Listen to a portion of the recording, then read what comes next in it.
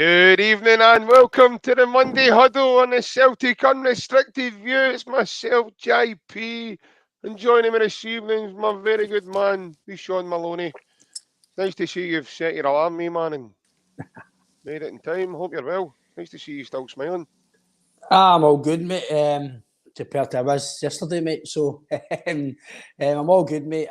We Sean get his haircut and that the weekend, mate. So I'm all good, mate. Looking forward to tonight's one.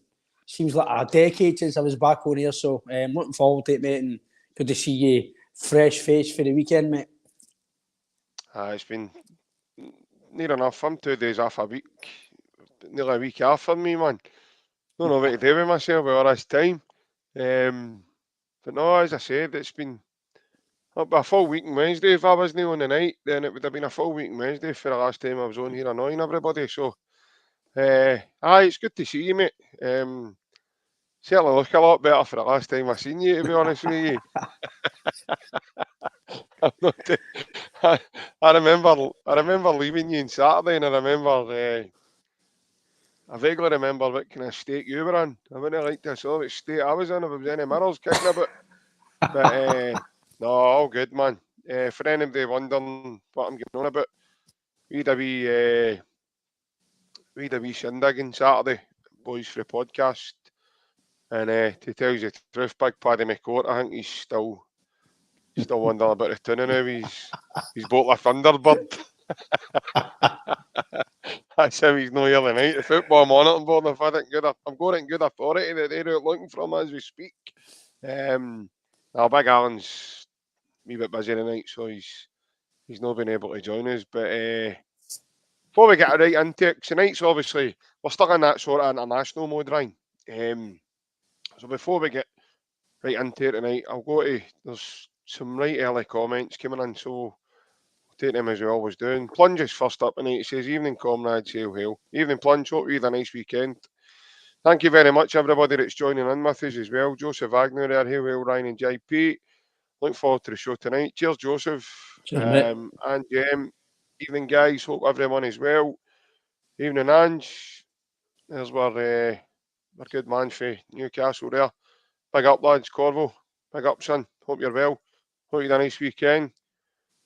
There he is, Francis. Hail, hail, boys. Good to catch up. Missed the last couple. I think we'll be fining you for the next one that you missed, Francis. Bring a letter for your granny next time, mate, so that we know what's going on with you, you know. John Shirley joining us also. Hi, JP and guys. Hail, hail. Hail, hail, John. Hope you had a nice weekend. And yep, I've worked very, very hard there the last couple of years on this podcast. I'm entitled to a wee bit of time off. So, thanks very much for a wee bit of positivity there in your comment. Thanks very much again. Jesus, Francis, never rains but it pours, mate. Sorry to hear that, mate. Sorry to hear that, mate. I hope hope you get better soon, mate. I really do. Yep. There's another one as well. And good evening, people. Pardon my court missing tonight. He's been missing since Saturday. But we all know what Paddy's like when he gets a couple of beers. And last time I seen him, I think he stole a man's BMX or something. I don't know what he was doing. Is that what that black and red thing was? He's like my professional stunt master. Oh my God. Big Tony Hawk, man. Aye. Didn't tell us the stunt he was going to pull was not to be on the night right enough, but hey ho. But no, I think he's big man's alright. I'm only having a laugh, by the way. We know where Alan is, he's just not available tonight, that's all. But yes, folks, as I said, wee bit still in that international mode. Tonight I think we're going to have a chat about Celtic and what it actually means to come and play for Celtic. Ryan, I think we've spoke at length, mate. There's been loads of examples over the last maybe 10 years, I would say. A lot of talented lads have came, mate, and they've just not been able to make the grade for one reason or another. We potentially could have some players like that in my squad. at the moment. I know it's early days with some of them, but with Celtic, mate, you know, you can't just come here and have talent. I think you've got to come here with more, you know, more minerals and what you're actually going to bring to the table. Because it's not just about pulling on football boots, mate, and pulling on a strap and going out and just playing football. When you play for Celtic, mate, you're not just you're carrying a brand on your back with the weight of the world on that brand because of the amount of supporters that follow that club. And it's not just your average football club, mate, as we all know. I mean, it's different for us, Ryan. We're born into it, but Yep. it's not just your average football club, mate. It's you know, it's a world renowned and winning institution, mate. So I think a lot of players that do come here, mate, especially from the foreign region, I think I think some are it can be a rude awakening and a kind of large eye opener for quite a lot, mate. Obviously, mate, there's we do or have in the past signed a lot of players for foreign countries as well. So they're having to come in and can adapt, and some are leaving their families, their kids, their Yeah, cultures, and come having to get used to this culture and adapt to playing with a massive club as well. So, like you say, mate, there's loads of guys who have came on loan, guys who have signed permanently for decent transfers, and some hype about them has been quite big. And sometimes there's no failed to see. They've came and failed to no really deliver. Sorry, and I know every transfer is a gamble, but sometimes guys come and I don't know if they realise what they're coming into, and then when they come here, they're thinking, right, this is where I am now. And sometimes it takes guys weeks, sometimes it takes them months, but I think obviously the board and the manager, they'll know that the guys need to come here and make an impact. And there's certain players can maybe give them a bit of time, bed them in, and then they come in and they're brilliant. But some guys come in here and I think sometimes it just doesn't just it just doesn't work, mate. I think they come in and it's like a few weeks and then they get buy a house, they get used to the area. And sometimes there's just you're thinking, right, so when are these guys going to play? When are they going to come good? Because we don't know what goes behind the scenes, mate. If it's family issues, visa issues, yeah, trying to buy a house.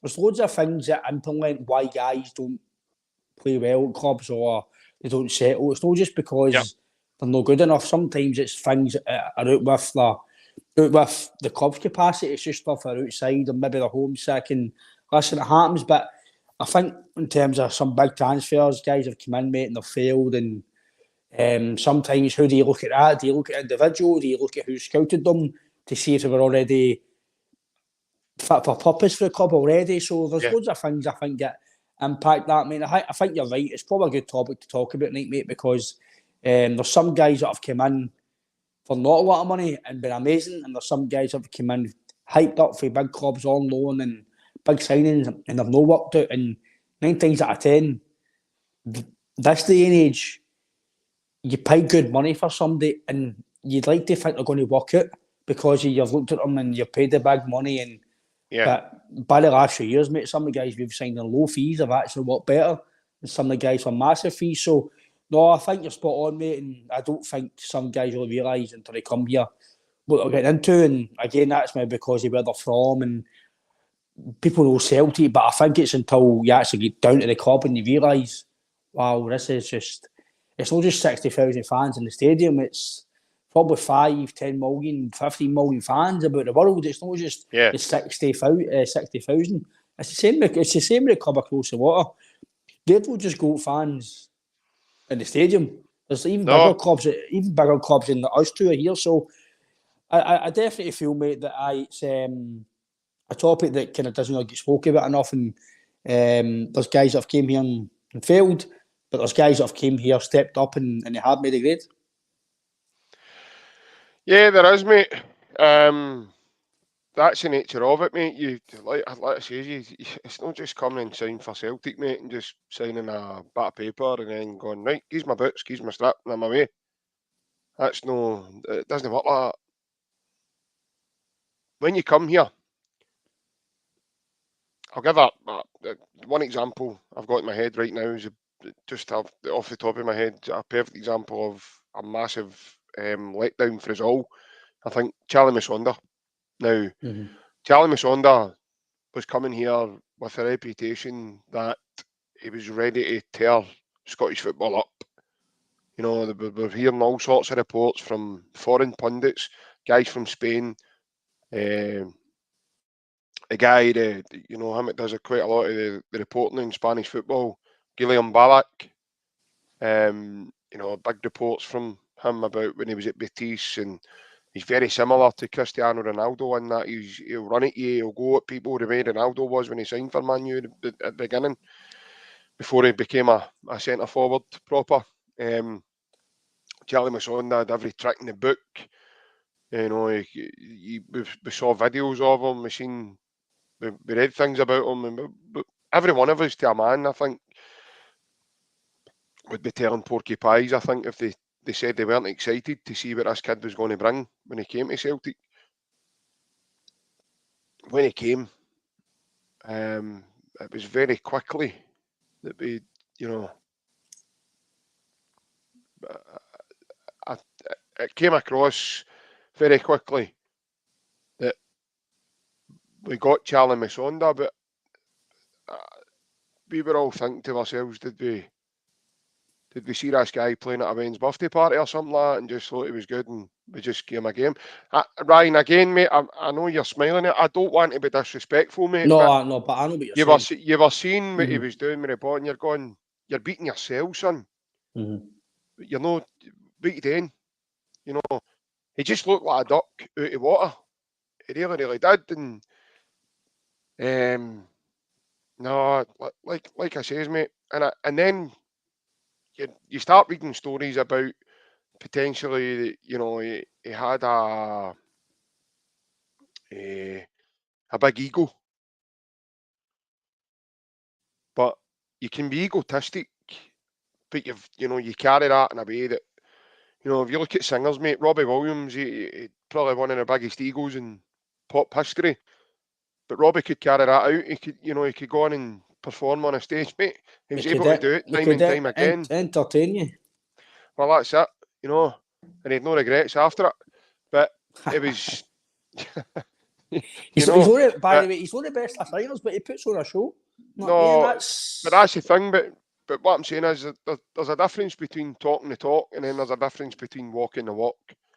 And I think Charlie Musonda is quite one that it just sticks in my mind.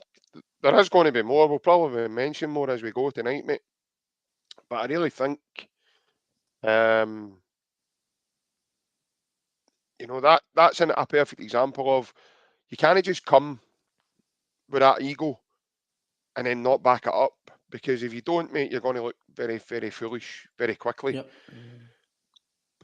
Celtic fans are quite unforgiving at times when it comes to, you know, stuff like that. So I think it's more like you need to do your talking on a pitch. Don't just run your mouth and, you know, because we saw that many a times with, you know, the mob that we share a city with.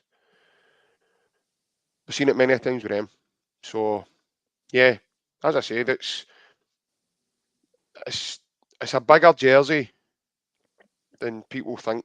You know, people slag this league, the English, you know, a lot of English pundits and stuff, commentators, they run this league down. And, you know, the Celtic jersey's probably a bigger jersey than your biggest chunk of your Premiership teams down there now. Probably out with Manchester United and Liverpool. There's no many bigger, Ryan. And that jersey itself, mate, carries a lot. And you need to have a certain set of tools in your bag, mate, to then go and fulfil those duties. Even the Celtic Supporters podcast, I'm not sure if it's there its own, but evening, lads. Aye, JP, again, I don't know if I can't remember if Musonda came to us before he done his PCL. Oh, he did. Right, so again, I don't know if I'm maybe talking from my experience. That's what I done, my injury, so I kind of know through in terms of how hard, obviously, he's training every day. I'm sure it took him about 2.5 years to come back, and then eventually things kept happening with him, and I think now's the first time he's been fully fit for a long time. So again, he get told the same as me. Basically, I had 20% chance to play again, and me being me, I'll play again, and it turns there's no chance I was playing. I've not got the time and money to go and play with physios and stuff like that. But he's getting that every day, and it took him 2.5 years, I'm sure, after operations to get fine. So in that sense, I can cut him a bit of slack in terms that we don't know how fully fit he was, if Celtic even knew about that. Well, obviously, I'd imagine it did, because you want to get somebody on loan that you knew was going to be injury prone and maybe not take a chance on him. But take away the injury, JP, you've seen small flashes of what he could do. I think the game that probably a belt was the game against Zenit, and he gave a ball to McGregor. That's probably the only big highlight he had in his Celtic career. Sure, his debut not at Rugby Park. Of one of his first games anyway was at Rugby Park, I'm sure. I think it might have been, mate. We actually lost Malumbu. That's it. Came in, who actually ended up signing for Celtic. So he scored the winning goal against us that day. So on Masonda, mate, he came with a lot of hype, mate, and he was getting bigged up to be this really, really good player. I think he's still playing all right level. I mean, we've not really looked at his career the last few months, but Masonda, he came here with a big kind of a big hype for down south, and we were all excited about him. He was going through Parkhead, there was fans waiting. We couldn't believe we got this guy even just on loan, because he was on, I'd imagine he was on good money at Chelsea. And I've always said again, JP, that I think, again, it's just my logic. I just try and get between the lines. Normally, a club like Chelsea, because they loan out so many players, I think if they loan you out to a team like Celtic or them across the water up here, or down south, maybe to the Tap End Championship, or Conor Gallagher. They think something of you. So Conor Gallagher went to Crystal Palace. He's come back this year, and he's been a captain a few times at Chelsea. So that just shows you, for the space of a year and 18 months, he's playing with Chelsea reserves, Crystal Palace, and now so I think determining where you go. Being honest with you, mate, I think you're better with Declan Gallagher. I'm not kidding on, mate. No, probably. Honestly. You're probably, I think you can gauge with Chelsea if you're going to be playing. Similar to Celtic, I feel like guys like Bosa and Lawwell, guys who have loaned out for like the B team, in my opinion, getting loaned out to Fleetwood, I don't think they're going to be Celtic's first team, because the standard of that level. He seems to be doing very well, though. Yeah. No, he does. God, we've seen a few reports saying he was doing well, but I think if you had any potential, I think it would maybe Championship, top end Championship, or bottom end Championship at least. But I think it's very hard to go pro League One football, JP, especially at a young age, and then come up and raise your standard. It's different, I think, if you're 28, 29, experienced player, potentially. But I think Masonda, mate, it was a bit of a big failure, mate, in terms of my opinion. I was really looking forward to him. He was really dynamic. He was quick, skillful. Everything you would want a Celtic winger. And just unfortunately, well, not with ego, well, not with things off the park, injury, couldn't settle. We don't know, JP, but the be all and end all is it didn't work out. And again, I'd imagine the club paid a bit of money behind the scenes to get him here, and it didn't work out, mate. No, it didn't. It certainly did not. A wee question there for probably just slightly going off topic here. Yang Maeda, Kyogo, Hatate, possibly that going to that Asian Cup. What did the club do in January? To be fair with you there, myself and Ryan and even Big Alan that's on here with us, mate, we've actually spoke at length about that. And I've got no doubts, mate, that the club will have a massive contingency plan. If that matter should arise and they all go. Now, if you look through recent times as well, like say the Japanese lads, they don't all seem to get selected together. So there's always kind of one, maybe two of them missing out. More recently, Kyogo's maybe started getting picked more, but before that, it was Maeda was the first choice with that manager. Yang is still pretty young. I know the last two South Korean squads now he's not been selected for. Big O probably definitely will be selected for the South Korean team. But like say the lad Yang, I don't think he he will be selected for that. If they all do get picked, Dale, then I think there will be a contingency plan in place, mate. That I think pretty early on, I think there'll be a centre forward brought in January. This is just me. I don't know how the boys feel, Dale. To be fair, but I think that centre forward position will be picked straight away.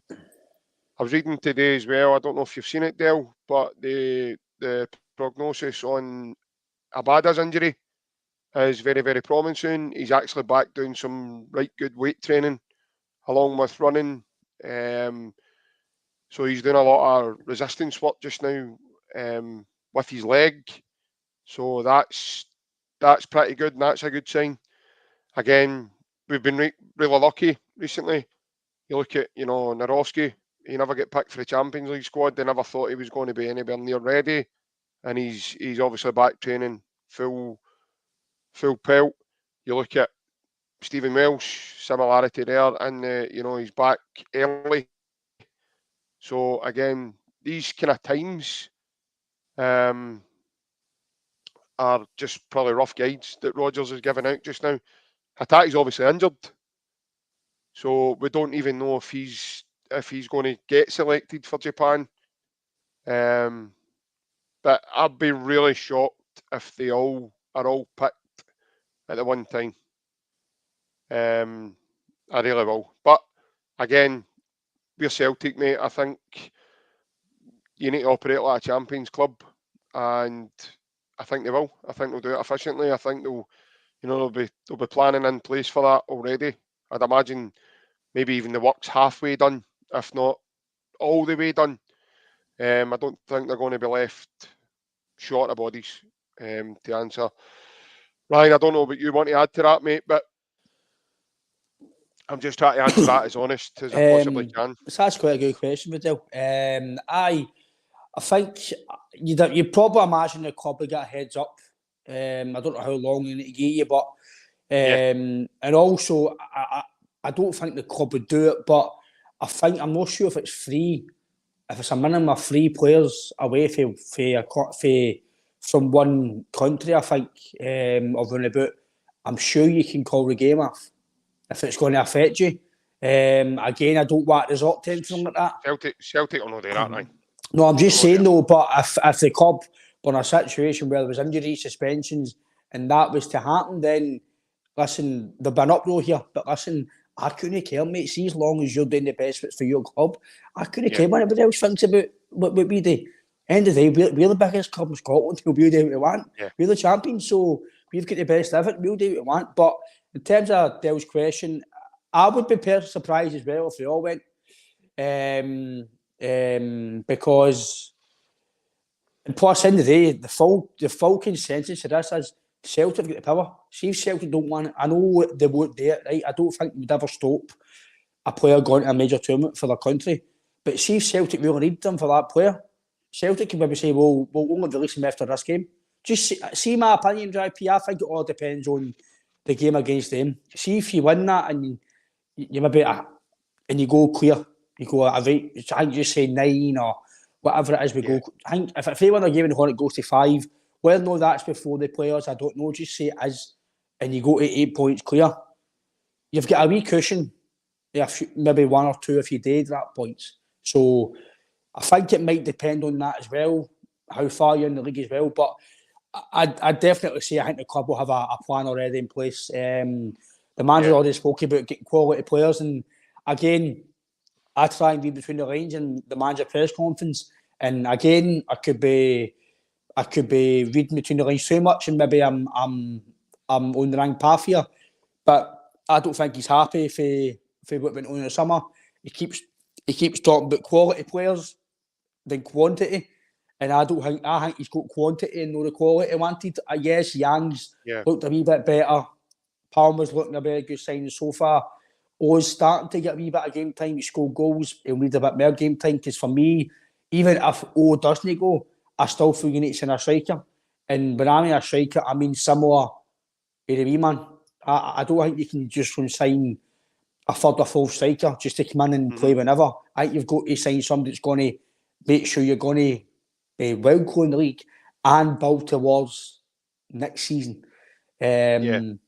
So I think in terms of that there, I think the club will, if the club haven't got a plan, which I'll be very surprised at, then you've got to say what's going on. Yeah. But I'd imagine they have. To answer Dale's question there, if they all go, is the squad good enough to tackle 4 or 5 domestic games? I want to say yes. I would say yes. But domestically, 100%. Put it this way, see the circumference of your squad. That's why they're there, because they're good enough to be there. Domestically, again, call me biased, call me anything at all. Look what we've done up to now, domestically. So if they did all go, obliterated Scottish football. They would need to get another striker though if they did all go, because you didn't striker. Oh, so that's 100%. But I do think the work. Again, this is just me. I've not heard anything, by the way. I just think the work is already well underway, and that process is already happening as we speak right now. For that to be happening early on, I've seen a comment as well. But if you're asking me, is the squad good enough? Yes, it is. I even think James Forrest is good enough to come in and do a job domestically. I would say it's above and beyond anybody else. Way, if we don't come in and you don't win games with that, then that means you need to go and buy better squad players. Don't forget, you're still going to have Palmer. We could then see another purple patch happening in the emergence of Tillio. So I do think you will see I think we did speak about it during the week here, about I think the manager does want to cut the squad. And there's a few fringe players, and I've seen some. It's been on social media the last week. I don't know why it's. For me, I don't know why the topic's getting hyped up or the topic's getting mentioned fully. Talking about Shankland to Celtic, for me, it's a non-starter in my opinion. I've said it to my old man. I know my old man's commented saying, in Scotland, they will score you goals, right? I was winding you up on Saturday about it, wasn't I? He will score you goals domestically, right? Sorry, having a third, fourth striker. Listen, we all need probably 3 strikers at minimum, right? One really, really good, one to challenge him, and then the third to at least come in and out. What my old man was saying about JP is, if we win the league this year, which I think you will, you're going to have at least 8 games, right? So what we should maybe have is potentially a good team that can play domestically before, play your big bifters in the European game, and then some of them, and then some of your good squad players in the Sunday or the Saturday, whatever it is, at the weekend. I get that. So you might need to sign somebody like that. But for me, Shankly's done nowhere near enough to get a Celtic move or they were close to water. If they sign him, I'm laughing. I score goals in domestic wise, but in terms of going down to Europe, no for me. I don't think it'll listen. He's a goal scorer. See if we signed him and it's there you go. Have a go at that one. The 11 without your defence is just about the Asian boys. Well, your defence is just about fine. You've got Hart, you've got Alistair Johnson, you've got Marga Bielka. My 11 would be, I like Dorofsky for what I've seen so far, but on terms of now, you've got to pick Scales. So you'd be Scales, Vickers. I know people, I've seen a few comments about Taylor. I thought Taylor was very, very poor last night, and I think we all know now that he's at his ceiling, and I think he was getting exposed yesterday. Norway's a decent team, but Norway are no big bifters, and he was getting exposed. So for me, doesn't help when you've got Xander Clark behind you as well. So with Greg Taylor, you'd have your 2 centre backs, the Scales and Vickers. It'd be Johnson. You'd be Palmer. You'd be O'Reilly. You'd be McGregor. You could be Home in the middle there as well. So I like Home. So your middle 3 would probably be McGregor, O'Reilly, or a Water and Home maybe potentially, or you could have then Palmer out wide, you'd probably put James Forrest there, or if Tello came through, and then up front, that's probably the decision. You need to go and get a striker, Abada. Well, Abada could probably potentially play through the middle. But I think you would need to definitely, Dale, you would need to have a striker in by round about the 1st or 2nd of January to come in and play. Yeah. Because I don't think we can. You're probably good enough to do it, but I don't think you should be allowed to go and play with a Craig Levein with nobody up front. I don't think a false 9 is going to wash with us, JP, with the amount of fruits that we've got behind the scenes. No. We don't play reformation to play a false 9. I think you would still get a good enough team, Dale, that's going to put it this way. Again, it's no disrespect to anybody in Scotland, because the Premier League's still a high standard. These guys are absolute athletes and they're still playing at a top level, better than the level I played at. So they're still good players, but if our squad players can't beat their better players, then we need to think about what we're doing. These guys are getting signed for a reason, to come in and help us out when need be. So on that, I can see what Dale's saying, but I think we will have a contingency plan. And for me, Shankland, I don't think it would wash JP, because Pine Fleet, I think you might get him for 2.8 million. Just say between £2 and £4 million.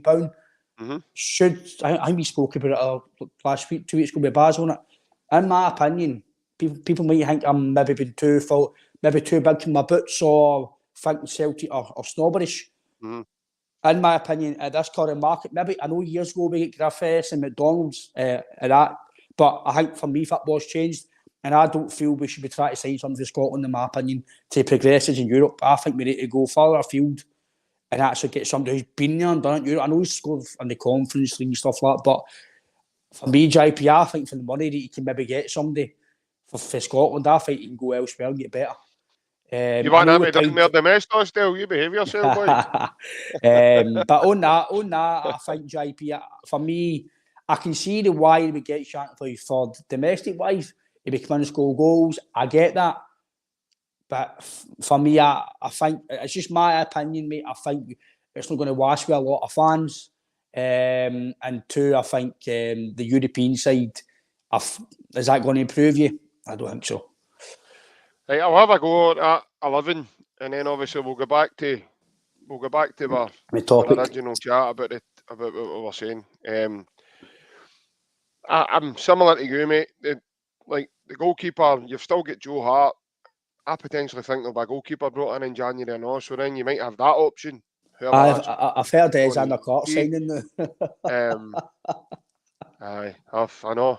That 5-year deal probably on your luck. He dives to the left. He dives to the left after the ball's away. That'll be Sunday, Clark. Aye. He dives for the ball a day. He dives for the ball a day after a game. Not what I mean. Get a bit on Sunday. Sign him up. I done that last night. Better be Nicky Clark. Better be Arnold Clark. Clark Gable. At least they've got a bit more mobility. Clark Gable. Clark Gable, aye. No, as I said, I reckon, you know, domestically there is nobody domestically good enough to stop us. I'm being honest. These teams don't beat us very often, and it's for a reason. You know, there's a reason there, and it's because we're the best. And that's not being big-headed. That's just it is what it is. It's the reality of it. That's why Celtic don't lose many games. That's why they don't drop points very often, because when they do it, it's like a one-off, or they've had a very poor game, or the levels are so high, and that's set throughout the squad, comes from the captain downwards. So Joe Hart, AJ Taylor, Scales, Carter Vickers. I know you like Mirovski, but he's not getting a game unless big Scales needs to go and visit his mammy for some reason or whatever. I don't know. Midfield, McGregor, O'Reilly, Home. I do think Home will come into the team eventually, and we'll see a purple patch there with what he can do. Then you look at the coming back from Abada. You've still got Palmer there. I do think we'll sign a striker deal. So I think then that could be your, to finish your 11. Then your bench, Just say we don't sign a goalkeeper. You've still got like Scott Bain. You've still got the boy Seagrass. Morrison and that other big boy Seagrass. Although he's been hanging about with Marvin Comper, I think the two of them go shopping more than they play football. But you then look at the other players. You've still got David Turnbull. You've still got Bernardo. Yep. You've still got Tillio. We've not seen him. We've not seen Kwon. We've still got all these guys to make decisions on. You've still got Tomoki Iwata. You've still got Mikey Johnston. You've still got James Forrest. There's still quite a large bunch of players there that, that's currently being filled with a bench. You've still got Lager Bielka there as well. You've also still got Narowski. Remember as well, Lager Bielka get named the best with his centre back as well. So he can't be a bad player, by the way. Same with the boy Tillio. Tillio as well. He was the best player. He was the best player in Australia before we signed him at the time. So you still get these guys, and domestically, they are strong enough to go and do whatever they need to do, whether it be 4 or 5 games. I don't have any. That's why I love being a Celtic fan, because there's never a dull moment. There's always something to look forward to.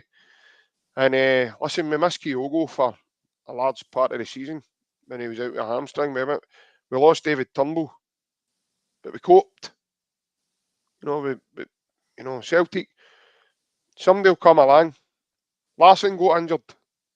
Viduka stepped in and really stepped up to the plate when probably at the time it wasn't really expected. He was a good player, but he showed us how good he was, and he took his game up a level and carried the mantle of being the main man in that team. Somebody else will just come along and do that job. I think a lot of fans tend to, no panic, but a lot of fans tend to get a bit bogged down with, what if we lose him? And see, if we lose him, it doesn't matter. Somebody else will come. People saying to me, we lost Jota. Palmer's came. And very quickly now he's starting to make it easier for us to not forget Jota, but are we missing Jota? Nah, not for me. Because Palmer's now showing us, no, I'm here now. Doesn't matter if Jota was here, I'm here now. Somebody else will just come and, we replaced Henrik Larsson. we bought other guys that could score goals. The people saying, Larsson's special. He was special. Of course he was. But other guys come and become fans' favourites. That's what Celtic's all about. We're synonymous with... We're a winning institution. We're synonymous with it. So we just bring winners to fulfil the winners that have left us, So somebody else will just come and take over. That's why I don't really panic. I don't get too bogged down with, what happens if he's injured, or what happens if he ends up leaving, or if he leaves, then he leaves. It's been great having him, but somebody else will just come along and take his place. You're talking about guys leaving. Celtic will always be there. We'll just keep on winning, and we'll just keep doing what we do. There's one player that I think we just need to enjoy for maybe next 7-8 months, or maybe another year's, Paul, Matt O'Reilly. I think the more caps he gets as well with Denmark, he's going to get more recognition. He'll not be enjoying himself now. They're getting beat 1-0 to Northern Ireland. For me, he's a top player, JP. You can see that. I know he's talked about, again, we don't know if the Danish or the media are trying to make it more than what he said, but I've no qualms about if guys want to play at a high level, but they're saying they're happy. Listen, see, if you don't want to play at a higher level, you shouldn't be a football player. You want to be the best you want to be. If that means playing with Celtic, Barcelona, Man United, whoever it is you want to strive to play with, then you need to have that in your mind to keep going every day to get to the best you can. See, if you've not got an ambition to be the best you can and try and play at the highest level, then don't come here in the first place, because we want guys that want to strive to be better, because that's going to help us. Because if these guys are wanting to get a move, JP, they need to play well with us first. So we're going to get the fruits of that, and then the financial package of that as well. So, all in all, mate, I think he's probably a player. I think one of the players I think you would enjoy the new, and then potentially just again when he goes, But I think it might be within the next year, mate, because I think he's. I think there's only so much money he can hold out for, mate. It's under Celtic. But again, win the league next year. That is a big pull. Getting 8 games in Europe. But yeah, well, that's it. Your fate's not even decided yep. to January or But the next one. So but time will tell, mate. no, definitely, Ryan. It all comes down to that personality, and you need to have a big one to, you know, to be at a club like Celtic. You also need to have certain qualities in your personality. Who's made? Dale said, "Who's made the biggest impact?" I'm probably going to say for me, Dale, the What kind biggest of impact? impact. What kind of impact do you mean, Dale? Because the first game he gave a ball to Jack Charlie, he scored. In the second game he scored an OG against FC Tirol for Austria, mate. So he's early. You mean an early impact or an overall lasting impact? The biggest impact I've seen for a player for the get-go for me since I've probably at least the last 15 to 20 years, it's probably Scott Sinclair. I'll stick by it until somebody else comes in. The way he came into that squad and the quality he showed, the power, the pace, just old-fashioned winger. Passing the movement, the pass the tempo, scanning. Just the quality he showed, honestly, it was... Take that mask off. Is that you, John? Aye. Is that me, John Collins? Aye. Honestly, I'll say it until somebody... Jota's impact, his second season was phenomenal. But the impact Sinclair came in for the money, he came in for boom. He showed us something we've not seen in Scotland for a long time. The quality he had. I know near the end of his career drifted off a wee bit, but for me, Scott Sinclair's the biggest impact I've seen for a signing with probably Scott Sinclair. I think he scored a lot of good goals as well. A lot of goals for a winger as well. It was like old-fashioned. I think the biggest impact I've ever seen a player make on you is definitely going to be James Forrest, man. Honest to God, like the impact he's had on you, if I've done this podcast with you, has been absolutely unbelievable. That's why I'm going to Turkey soon, mate. Look,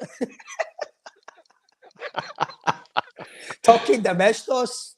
James, I'm really sorry if you're watching us, mate. Not everybody thinks. By the way, Domestos, I'm not looking for a brand deal. I'm just like bleach. Just don't brag big in us this time. You need more Domestos. I'll need about 50 bags of bog roll. Aye. That's just when James Forrest is substituted on Saturday against Murrow. My Rosie beads will be getting tanned again, man. Jamie Calder sitting there like a bag of washing. That's the way I feel now. He's rosary beads. Aye. You've done that much rattling, man. People think you're Elvis. Shaky Stevens. Oh, he's all shook up, boys. He's all shook up. Oh, brilliant. You watch that board get up, he's like, no, number 42. That's McGregor. It's McGregor's 42, isn't it? Aye. Me, James is 49, isn't he? 49, is it 49? 49, aye, 49. Aye, boy, he's playing with 49 years. You solved it out. Only kidding, James. Curtis Fraser, WD-40, me man, you'll be brand new. Aye. Just ask your mate Francis Lester. He's got tons of it in his cupboard. Got to start calling him Winston. Aye. No, like I says, mate. It's, like sometimes I think, you know, you don't necessarily have to come with a large reputation, Ryan, in order to make that impact. Like they're asking her who's made the biggest impact. I'm actually going to say, for me, I'm looking at his overall impact, i.e., you know, he's the time that he's been here and his overall impact with the club, with the fans, you know, how he is, the chemistry between it all. I'm going to say the wee man, wee Kyogo. You've got to listen to the roar when the team lines are read out, mate, and they say his name. You know, there's a roar. Probably Hatate as well. He's made a... Aye. And he's moaning about James Forrest, John. Know what I mean? You're better with Troy the Gardner. No Wally Gardner. Wally Gardner. Better with Joey Gardner. He's glad all over. My Aye. God, man. Just get visions of that boy coming back out like Ramsey and Husband with a Aye. bandies on his nut. Aye. Old What is Eric he took the doing? man, hypothermia speech steak. Aye. Aye. John Shirley, you've been Oh. trying all night to get me on this Greg Taylor thing. No. I get Greg's probably no most people's cup of tea, right? Or in your case, cup of oxo gravy or whatever it is you're wanting. But for me, Greg, I'm not going to change my opinion just because he had a poor game last night for Scotland. Listen, when you play at a level and you give consistency to your level to go and match a guy like Callum McGregor game after game after game after game after game, you're entitled to an after. You're entitled to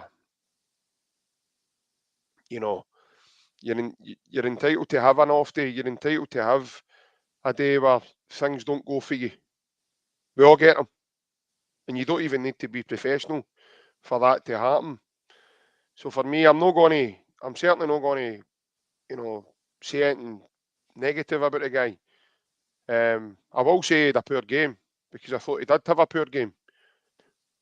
But that being said, I think Greg showed a ridiculous amount of consistency for Celtic. And for me, you can't take that away from him.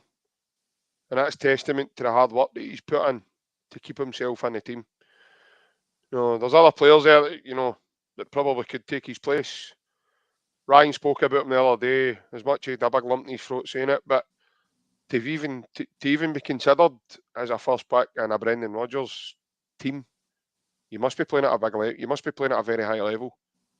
I mean, you set the bar high for yourself. You give yourself a bit of leeway that you can have off days.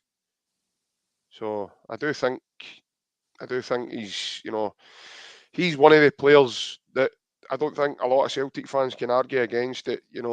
Especially from under Ange to now, I think he set the bar high for himself, and he's been able to do it and carry duties out that he's been asked to do quite well. Don't forget, he's been a big part as to why Celtic are continuing to win trophies, and he's a big part of why we've been so successful. He's dynamic, and when he plays that inverted role, that's when he comes into his own because he's very good on the ball. His passing range is up there with some of the best I've seen in the team. So you look at some of the through balls he can feed through, and when he turns that inverted role, he plays as if he's like potentially a playmaker. There's elements to the team, guys. Why the makeup of the team is so good. Certain players are fast, other players are very good with the ball, some players are really tricky. That's what makes a good team. If we were all the same, it would be a really, really boring, it'd be a really boring world we'd all be living in. But for me, Greg Taylor showed a ridiculous amount of consistency, and I take my hat off to him for it. And it's not easy to go and play for your country and represent and play well every single game. We all know Greg Taylor's certainly not the first pick for Scotland. But I'm afraid you can only do with what's in front of you, and it's no Greg Taylor's fault that Kieran Tierney and Andy Robertson are both injured at the moment. And it shows you how much he's thought of when he's the next go-to guy to come in. He could have played Josh Doig. There was other options for Steve Clarke to put in the team. I know Josh Doig's probably not played a lot of senior football and regular football there with the Scotland team, but Greg's playing at a very good level. He's played in the Champions League. He's got a lot of experience in his career, so I think that's why he gets picked to play in these games. I'm not a football manager. I don't make decisions about Greg Taylor, but I'm not going to deny the lad of he showed as I said, a ridiculous amount of consistency, and I think that needs to be applauded because like the chat has been tonight, John. I think John Shirley yourself would agree that the Celtic jersey isn't it's not a jersey that you can you just turn up and get a game. You know, you need to do more. And I'm certainly not going to sit here and deny anybody of that, because I'm sitting in the house speaking about these lads. These lads are out there making a living and earning a few quid doing it as well, and doing what they enjoy. So we can only judge what we see on the field. And so far for Celtic, in most games, more so than not, he performs at a very good level. I've got the luxury. I sit quite close to the pitch, and I get to see some of these guys up close at Celtic Park when they're there. So there's a lot more to Greg Taylor's game than just being on the ball or defending, or he does other things that impact the game. His energy levels he's probably one of the fittest in the Celtic team. That's one thing I will say about him. He runs and he runs and he runs and he runs and he runs and he dedicates himself to the team and puts his body in front of things. A lot of people don't notice what he does off the ball. I don't just watch him with the ball, I also watch him off the ball as well. And he affects the game more than what anybody thinks. But again, everybody's got their opinions, and I appreciate that, which is fine.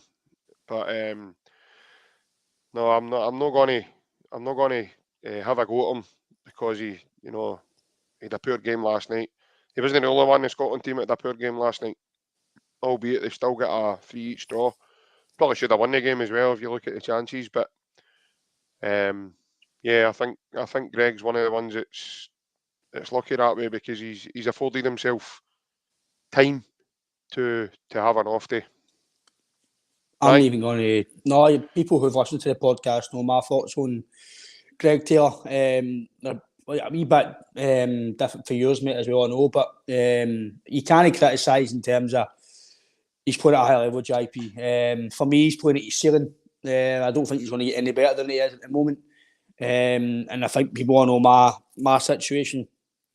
For us as a club to progress, I think we do need a better left back. But he's fine at the moment. He's won his trophies. He's under Ange. He was very, very decent. It's mental how football can change, mate. He was close to, in my opinion, being player of the year last season or season before. Yeah. But I do feel that Ange found a niche in his armour that doing the inverted fullbacks has helped him. It's helped him maybe prolong his Celtic career, because for me, Greg Taylor is a standalone left back. I don't think he's good enough. I don't think he can defend good enough to play at the Champions League level. But if you play it inverted, it helps him, because he's not having to defend as much, because your two centre-backs can cover him and the winger can help as well. So, and the midfield can help. So he's got that help. He's also a workhorse, Ryan. He works. I think as well, he's with Celtic, JP's playing with some very good players as well. So they are helping him as well. Listen, he's playing at a high level. Nobody can criticise him in terms of the level he's playing at. But I'm not going to continue much on him, because I've said for years that I didn't think he was good enough, and I get slaughtered for it. People are telling me you're really harsh, and I think a lot of people actually came and said to me, Ryan, you were right. I went, I know I'm right. I might not be right about a lot of things, but I was right on this. It was one of the signs that we had to make, but no. Celtic need to look at better. But until then, we just need to hope Greg plays. There's people said a lot of derogatory things about him, Ryan, and I'm not being naughty, mate. You don't get to play for Celtic regularly if you do not have something about you. You can't crack and say things like that. The guy's playing at a very high level. Some games he's been phenomenal, and some games he's no. And that's just the way football is. The full consensus for the fans is, and I think they're probably, again, I'm just speaking to people I've spoke to, especially social media the last few weeks, they can see now that he's playing at his ceiling. And that's fine. That's his ceiling, that's fine. It just means we need to look to buy better. But on Greg Taylor, mate, listen, he's still playing very decent players at the moment. Yes, European level, maybe been exposed a wee bit, but listen, it happens. Do I think he's a weak link to the team? Personally, yes.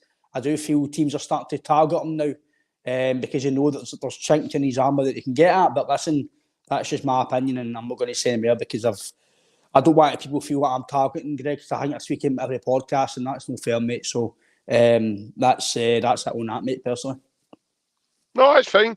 That's fine. Obviously, Francis brings up a good point there as well, and that, you know, that there is times where he gives the ball away against like a better quality of player. Put it this way, in the last Atletico Madrid away game, Cal McGregor gave the ball away to better quality, and we all think he's a superstar, you know, and his performance levels speak volumes for itself as well. Alistair Johnson, again, another guy you know we've all spoke very highly of, and you know, I just think Greg Taylor's a massive scapegoat for a lot of the Celtic fans, Ryan, and I think under Ange, if Greg Taylor and Anthony Ralston was Spanish or Argentinian or Portuguese or French or anything at all, they would be spoken about differently. I think there's a dour Scottish mentality when it comes to Scottish players, mate. We're very negative to put our own down before we are to buzz them up. And I think that comes as well when you look at even talking about the league. There's a lot of Scottish football fans that, you know, come across the way the English do towards us as well. It's a kind of backwater league. You know, we're not good enough. We're not this, we're not that. The last 2 Euros, mate, especially this one, we've totally floated to it. So we've qualified with 2 games to go in our group, mate. And these guys, you know, you talk about Scottish boys. These boys have been a part of that team. You know, they've been part of that setup. Like I says, you can't say he's mince, he's rotten, he's actually. It's weird, JP. He's playing professional football. That's what I'm going to say. I think football's the only sport, mate. I actually spoke about this to my old man tonight. Football's the only sport, the only job that guys do that people think it's acceptable to absolutely slaughter guys. Aye, slaughter them in terms of performances, but see me start. Why do people think it's acceptable? Doesn't matter if you play with Celtic, name across the water, Aberdeen, whoever it is. Slaughtering guys, like saying you're this and you're that, just because he's playing football and he's maybe not doing well with your team. You can't get personal. Aye, don't get an see a while ago, right? Aye, I might have said Rodgers was what he was. But that's why, right? She's Dell saying, and now what do we do without all the Asian boys? See if Greg Taylor gets injured now, or got injured last night and he was out for a period of time, what would the Celtic fans be saying then? Well, it's time to give Bernabei a shot. No, but would you feel confident enough to give him a run of games? I wouldn't be worried, mate. No, I think Bernabei's all right. I think he's better going forward, though, and then there's defending. But so again, do you think Bernabei coming in right out the cut, because he's hardly kicked a ball? And the last time we saw Bernabei play was probably when he scored in Japan. Well, we came on against who was it? St Mirren, was it? He came on Aberdeen off the bench recently. I don't know. Last week or the weekend. What I'm all saying now, I'm probably not the only Celtic fan sitting here saying this. And I want to put good money on it right now and gamble wisely. That if Greg Taylor was to get injured and was out for a period of time, me included, Celtic fans would be going, right, what's going to happen now? Because it would be a massive obviously, he's been a left back for a while now, so you always want your guy who's been there and done it. But I still believe Bernabei's got something. Whether or not it's got about to this level, who knows? But defensively, I personally don't think he's a left back. I think he's a winger. The way Bernabei plays, I think he's more a full-back winger than he is a defensive player. Yeah, because he's good going forward and he's quite quick. So, but again, we've kind of a wee bit off topic here, right? But no, I know we have. But I get what people are saying, JP. But one thing I don't want to say is that I think I've said 2 things in my life about Celtic managers about getting personal, and it was because of my football team. It wasn't actually getting personal, as in see you later personally. One was Rodgers. I called my rat. I said that. I've said it on here, and I told Neil Lennon to F off because of how bad we were playing. But I meant F off as in get away from the team so we can regroup. And Rodgers, we all said the same. That's the only time I've always says. I've said my piece about Rodgers. I realised that a year later, listen, like the guy, I need to calm down my feelings. The guy's a world-class elite manager. And Neil Lennon knew there's loads of things we hear now that it wasn't just about him. So then you've got to think, but this is when you get older, JP, and you go, right, you think about things more. But to sit and absolutely slaughter players, personally, I think that's the one reason why social media is mental.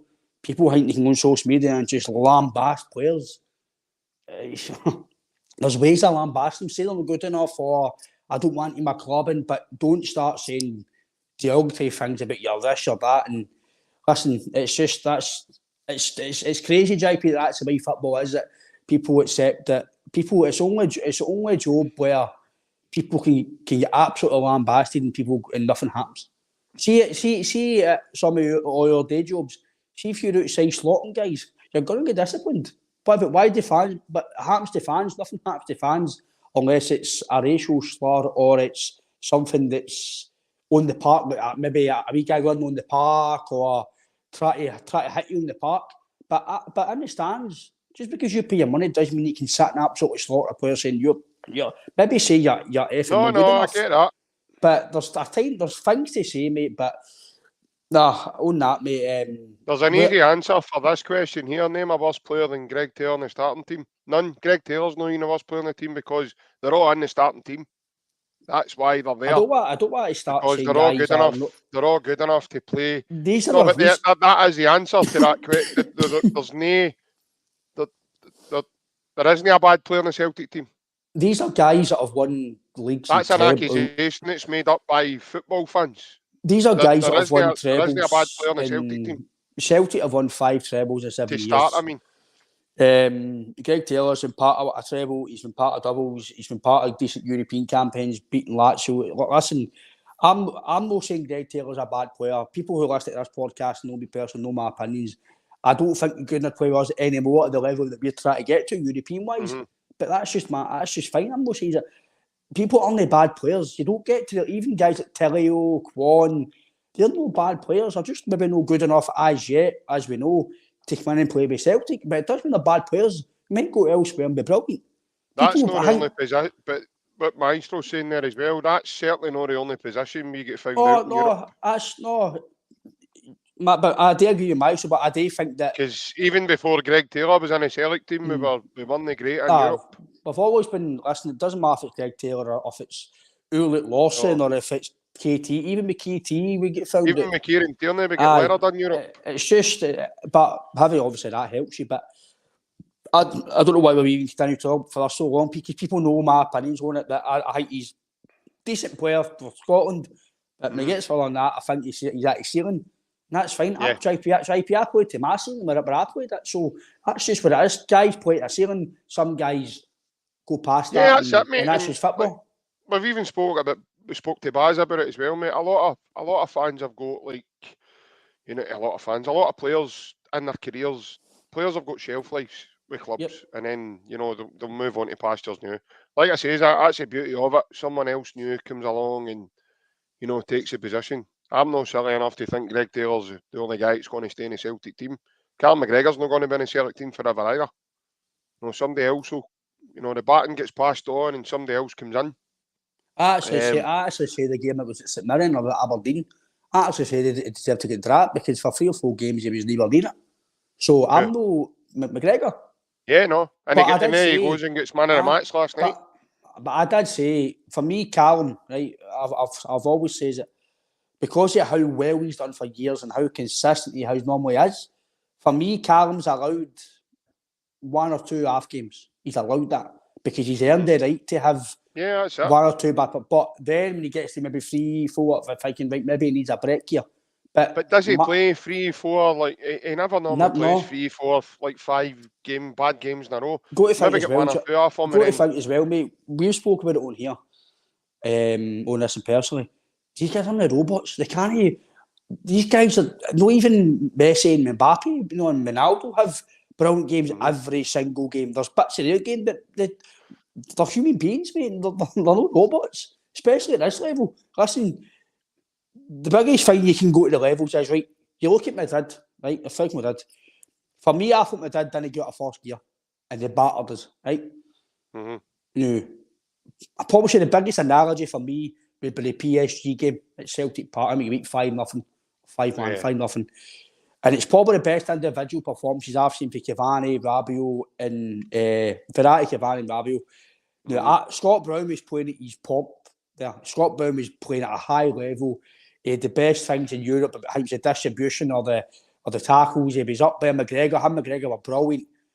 And I thought they're two of the top players, very good on the ball. Listen, and then they play against PSG, and I'm not scared to say it. They made them look average. They made them look like they were nearly lit. But it's because it's just levels. Celtic players are playing with Celtic, but they guys are playing with their top teams because that's what the quality takes them to. It's just a simple fact. And I think sometimes we forget that, JP. We forget these again. They're top players, but they're playing with Celtic. But these guys are playing with Barcelona. They're playing at that level for a reason. There's reasons why guys at our team don't get there. It's suitability, but there's other factors why these guys are getting to that level. So you've got you can't just you've got to remember the levels. I know sometimes I know we want to spend money and we want the best of players, but like I says to you, a marquee signing made a mistake and we paid £6.5 million for £6 million Vickers. It's just that money, mistakes happen. You've just got to think of the levels you play at and on. Listen, it's one of these things, mate. Of course, no, that's it, mate. And that says we're at the end of our wee show tonight. It's not been the best of debuts in first start for Matt O'Reilly's team. Get beat 2-0 tonight with Northern Ireland. As long as he's fit and healthy for the weekend, he was taken off. He took off in the 61st minute for the lad Toiberg. As long as he was fit, Matt. Sorry, I don't think there's been any. I don't think there's any problem. I think it was just a substitute the manager's made. Yeah,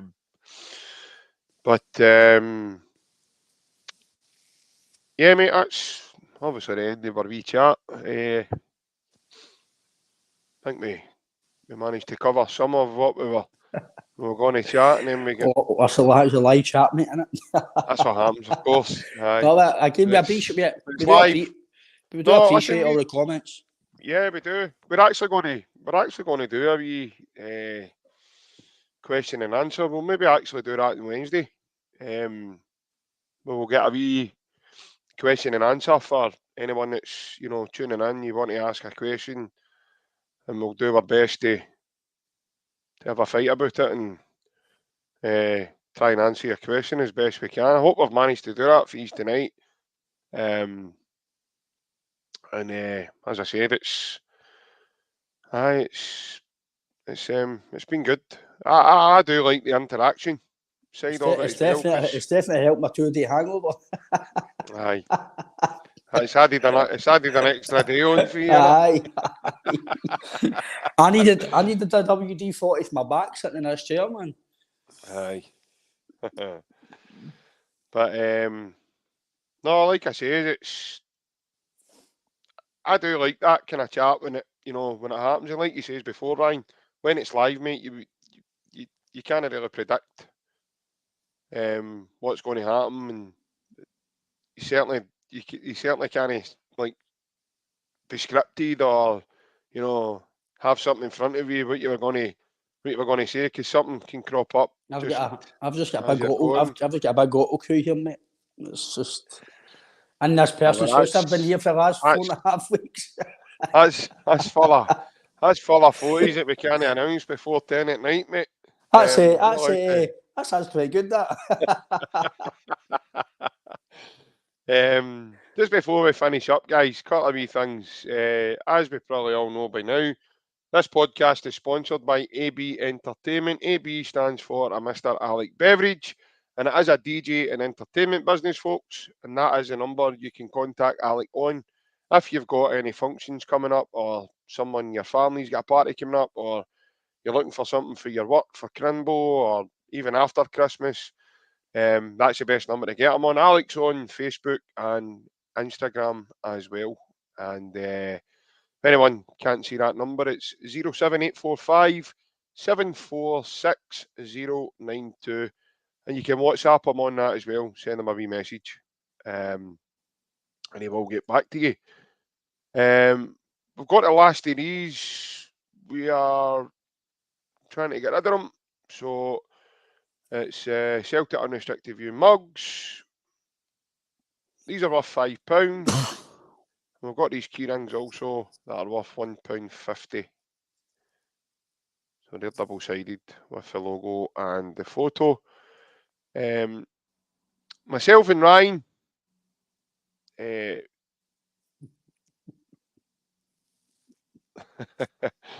myself and Ryan Francis, aye.